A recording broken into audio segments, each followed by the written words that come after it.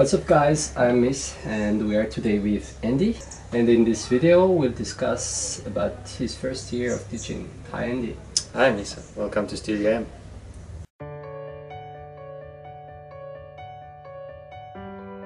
So Andy, you're 19 years old and it's quite uncommon for people in this age to be in teaching. What do you enjoy the most about teaching, and what was the most rewarding thing you have experienced so far?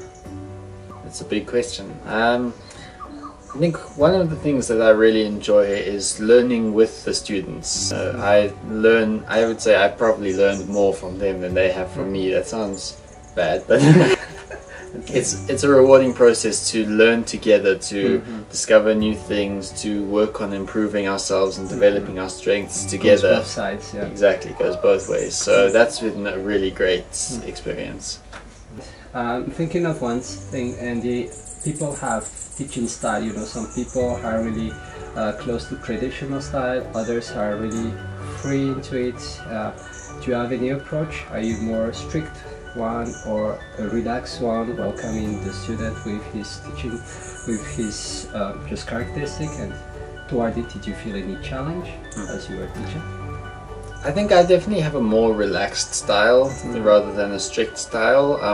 I kind of believe that if you expect the best from people, they often will rise to that challenge, whereas if you treat them like they're irresponsible, then they meet that expectation as well. You what you want.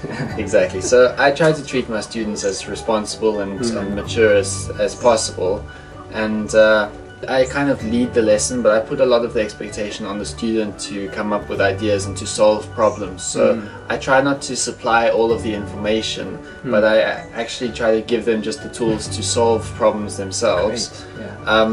I think I struggle sometimes. One of the challenges has been how to make the lessons engaging enough, interactive enough, to not just give a task and then leave the students with that, but actually just to be checking in with them, getting feedback, giving advice and support. So I think I've described my teaching style as relaxed traditional, if that makes sense. Yeah. Was it always under control? Like, were there times when you were like, wow, is that the classroom, or is it just mess? And did you get some unexpected experience, by the way? Like, wow. There were definitely times when I would be teaching, I'd look up and I'd see, you know, two kids have climbed out of their chairs over there, and three of them are just having a conversation about something else. One of them has their phone and it's like Facebook, and I'd be like, what's going on, you know, can we get this under control? So it definitely wasn't always 100% under control. I wish I could say it was, but I think that's also a part of the process of learning. You have to have space to make mistakes if you want to learn, and that's part of the process of putting the responsibility on the students. Means sometimes they don't exactly meet your expectations, but that's okay. I think one of the most unexpected experiences this year is I became a homeroom teacher for grade 8 in November. And the homeroom teacher is basically is like a second parent for the student, a third parent. Yes, if they already have two. Is it an extra parent for the case, but an extra parent for the students. You're responsible for not just their development in your subject, but of keeping an overall, taking care of them overall, making sure that they're healthy emotionally. And so basically, as a homeroom teacher, the students come to you first in the morning. You'll take the register, you can check in on them, maybe you collect their phones, which they're not allowed to have during the day, and then you're responsible to make sure that that student is doing well overall. So if they have a problem with another teacher, they'll speak to you. If another teacher has a problem with them, they'll speak to you. If there's any communication with the parents, that's your job. And when it comes to report time, you check in how they're all doing to make sure you know who's doing really well and not, and you communicate with the parents and so on. So basically, you're the on-the-ground eyes and ears for the parents and something like that. Like a kind of big brother then. Exactly. Oh, awesome. Yeah, and this is a specific thing from me. What are things that you'd like to improve for next year? I think consistency.